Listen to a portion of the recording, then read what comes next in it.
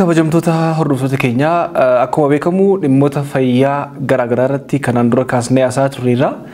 Keessumaa dhimmoota fayyaa wal hormaataa fayyaa daa'immanii akkasumas immoo fayyaa dubartoota ulfaa wal qabatan irratti yaadawwan ijoo baay'ee kaasnee ilaalaa turreerra. Namoonni ni ilaalle duuba deebitanii ilaaluu dandeessu. Kanaaf egaa sagantaa keenya guyyaa har'aatiin kan waliin qabannee dhiyaannee akkuma beekamu yeroo baay'ee fayyaa wal hormaataa yookiin fayyaa saalqunnamtii wal qabatan yeroo haasofnu hawaasa keenya biratti akka safuu cabsuu yookiin immoo akka saalfitti kan lakkaa'an jiru. Hawaasni keenya baay'eenis dhibeewwan kanaan kan wal qabatan yeroo baasiin dubbanne qaba.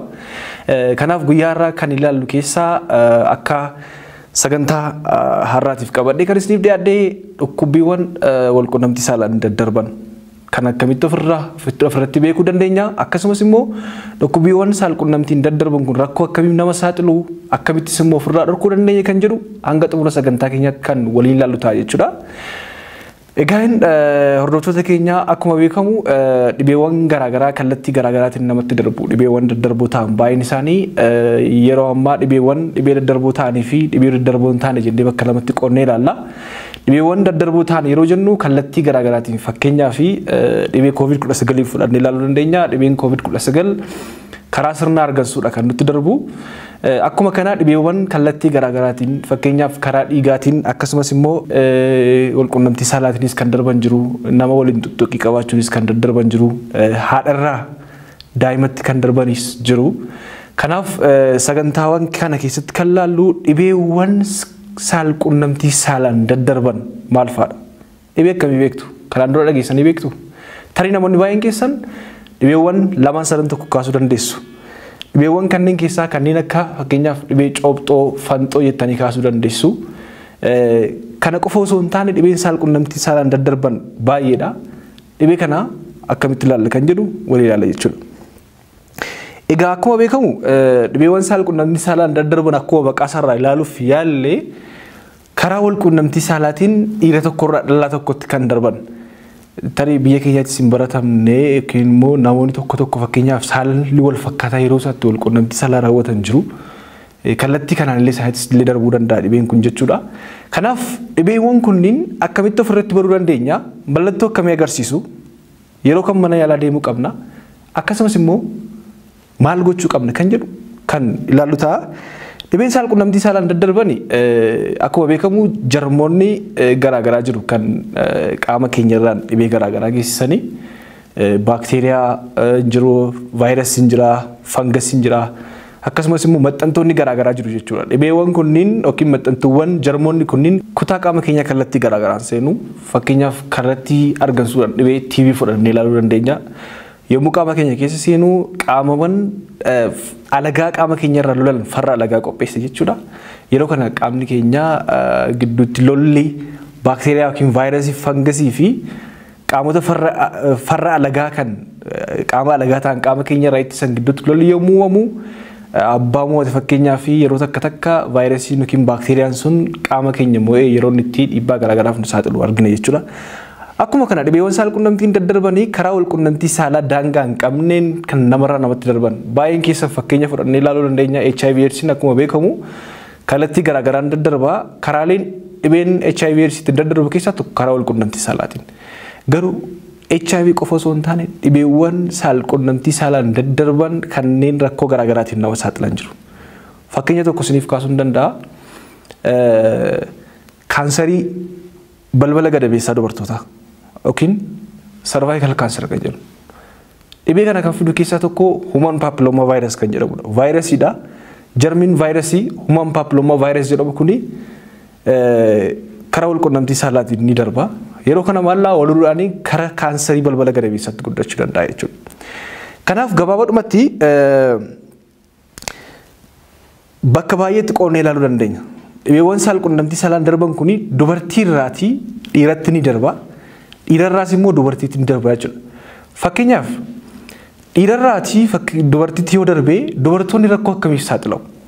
Dhibee akkamiif fida? Akkuma isinitti muudhaaf yaalee baay'een keessan coobxoo, fanxoo jennee yookiin immoo siifilis kan jedhaman jiru. Dhibeewwan akkasii jiru. Rakkoo akkamiirraan geessisuu danda'a? Akkuma beekamu jarmiin kuni karaa wal-qunnamtii saalaa dubartii tokkotti erga darbee booda rakkoo garaagaraa geessisuu danda'a. Infekshiniiwwan keessoo gadameessaa fi baattuuwwan balbala gadameessaa akkasumas immoo gadameessa irratti miidhaa geessisuu danda'a jechuudha. Yeroo kana dubartoonni mallattoo akkamii agarsiisu? Fakkeenyaaf amma PID kan jennu jira. Pelvic Inflammatory Disease kan jedhamu kana jechuun geejjibduu hanqaaquu kan ta'e akkuma viidiyoo irratti argaa jirtan jechuudha. Geejjibduu hanqaaquu kan ta'ee fi keessoon gadameessaa yeroo isaan infekshinii yookiin immoo madaa'an sababa jarmii kanarraa kan ka'e madaa'uu danda'u jechuudha. Kanaaf maal ta'a dubartoonni tokko yeroo baay'ee dhukkubbii handhuuraa gadi yeroo dheeraaf isaan dhukkubu.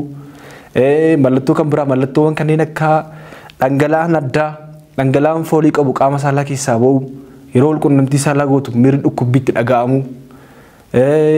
Leeyidaa yookiin immoo ho'inni qaama olaanaa itti dhaga'amuu danda'a dubartii tokkotti jechuudha. Maaliif akkuma isinitti mee jarmiin kun erga seenee booda infekshinii uumaa madaa garaagaraa irraan geessisa jechuudha. Kun immoo rakkoo akkamiif isaan saaxila? Isinitti meera mallattoon kuni infekshiniiwwan keessoo gadameessaa akkasumas immoo geejjibduu hanqaaquu gadameessaa ta'an kuni dhiibbaa akkamiirraan fiduu danda'u? Mallattoon isaa dhukkubbii garaa tokko yookiin gara lamaan handhuuraa gadi akkasumas immoo dhangala'aan foolii qabu gadameessa keessaa dhangala'u akkasumas immoo yeroo wal-qunnamtii saalaa baay'ee dhukkubuu ta'uu danda'a. Amma sadarkaa dhiiguutti illee ga'uu danda'a jechuudha. Rakkoon kun dubartii rakkoo akkamiif saaxila? Tokko keessoon gadameessaa yommuu madaa'utti madaa adeemee madaa uumaa yeroo madaa'utti tokkoffaan rakkoo dhala dhabuudhaaf saaxiluu danda'a. Lamaffaan fakkeenyaaf amma akkuma beekamu akkuma viidiyoo irratti argaa jirtan jechuudha. Hanqaaquun ovaarii irraa erga gadhiifamtee booda kara geejjibduu hanqaaquutti deemti. Sanyiin dhiiraaf sanyiin hanqaaquun kun geejjibduu hanqaaquu yookiin fallopian tube kan jedhamu keessatti erga wal arganii booda fertilization uumamaa jechuudha. Achitti erga wal arganii booda dhalli namaa uumamuuf maal ta'a? Achi keessaa baatee gadi deemti jechuudha. Gara keessoo gadameessaatti deemtee maxxanti jechuudha. Yeroo kana maal ta'a? Madaa waan jiruu fi deemuu hin danda'u jechuudha. Fakkeenyaaf hanqaaquun tokko geejjibuudhaan wanta ishee geejjibduu barbaachisa. Kanaaf ciliary movement kan jedhaman jiru. Yeroo kana hanqaaquun kunii fi sanyiin dhiiraa fertilized achi keessatti hafuu danda'a. Gadi bu'uu dhiisuu waan danda'uu fi rakkoo ulfa gadameessaa alaaf illee nama saaxiluu danda'a jechuudha. Kanaaf rakkoo ulfa gadameessaa alaa akkasumas immoo rakkoowwan kanneen akka dhala dhabuuf illee saaxiluu danda'a. Hamma sadarkaa hamaatti illee geessuu danda'a. Dhibeen kun qaama keessa faffaca'uu danda'a jechuudha. Kanaaf yaalii gaariin barbaachisa. Mallattoo akkasii ofirratti argitan mana yaalaa dhufuun barbaachisaadha. Lammaffaa dubartoota irratti rakkoo garaagaraa kan geessu keessaa tokko naannoon qaama saalaa madaa'u. Fakkeenyaaf dhibeewwan garaagaraa kanneen akka cobxoo kaasnee ilaaluu dandeenya. Naannoo qaama saalaa dubartootaa madeessuu danda'a. Genital ulcer syndrome kan jennu jechuudha. Naannoon sun yoo madaa'etti namoonni baay'een dubartoonni baay'een mana yaalaa dhufuu saalfatu. Private part yookiin immoo namoonni baay'een naannoo wal-hormaataa agarsiisuun saalfatu waan ta'eef yeroo inni itti rakkoo guddaa isaanirraan ga'u argaa jira jechuudha. Rakkoo xiinsammuus rakkoo fayyaa jechuudha. Kanaaf naannoon qaama saalaa ni madaa'a. Naannoon qaama saalaa madaa'an dhukkubbiitti dhaga'amuu danda'a yookiin immoo dhangala'aa biraa dhangala'uu danda'a, dhiiguu danda'a waan ta'eef kunis immoo dhibeewwan wal-qunnamtii saalaan daddarban ta'a jechuudha. Gama biraan wantoonni baay'een jiru kan ilaallu keessaa tokko fakkeenyaaf dubartiin tokko boorraa immoo gara dhiiraatti darbuu danda'a. Dhiirri tokko dubartii irraa gara dhiiraatti yeroo bu'u dhiirri mallattoo akkamii agarsiisa?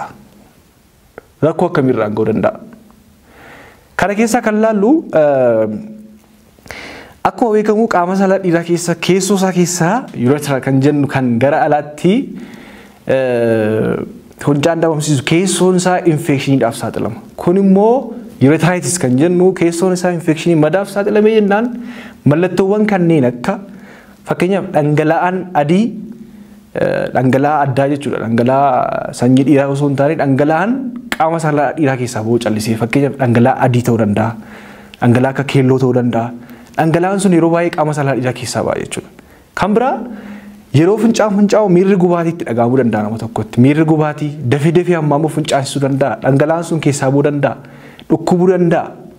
Kunis mallattoo isaa waan ta'eef dhiironni kamiyyuu mallattoo akkasii ofirratti argan mana yaalaa dhufanii yaalamuun baay'ee barbaachisaadha. rakkoo akkamii saaxiluu danda'a?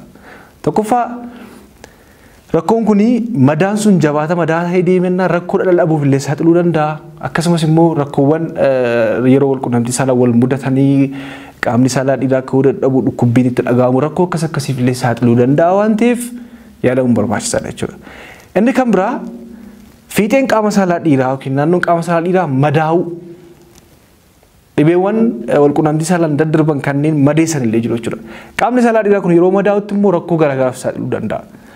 Kanaaf mallattoo akkasii madaa'uu qaama saalaa irratti ofirratti argitanii nan yaalamuu qabdu jechuudha. Hoosisuu achi booda ni madaa'a jechuudha. Kan biraas immoo naannoowwan xannachoonni naannoo muddii jiran baay'ee dhidhii ta'uu danda'a. Akkasumas immoo naannoon baattuu sanyii baattuu hanqaaquu dhiiras madaa'uu yookiin immoo akkasumas immoo dhiita'uu danda'a jechuudha. Kanaaf mallattoo akkasii ofirratti argitan namni kamiyyuu ofirratti ilaaluu qabdan jechuudha. Maaliin daddarba? Akkuma beekamu jalqabsanitti muudhaaf yaalee rakkoowwan kanaaf nama saaxilan maal fa'aadha?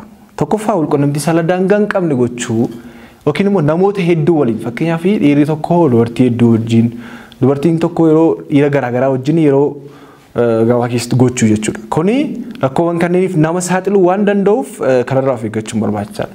Inni kan biraa dhugaatiiwwan alkoolii fayyadamuun rakkoo kanaaf nama kakaasuu danda'a. Akkamitti? Fakkeenyaaf amma namni tokko dhugaatii alkoolii dhugee yeroo machaa'utti miira isaa to'achuu hin danda'u tariitii wanta galgala godhe sirraanfachuu waan danda'uu fi waa tokko irraanfachuu rakkoo irraanfachuu isaa mudachuu waan danda'uuf akka inni gara sanatti geggeeffamu isa godha jechuudha. Kanaaf wal-qunnamtii saalaa daangaa hin qabne dhibeewwan akka HIV/AIDS akkasumas immoo dhibeewwan wal-qunnamtii saalaan daddarban kanneeniif saaxiluu danda'a jechuudha. Kanaaf maal gochuun barbaachisaadha?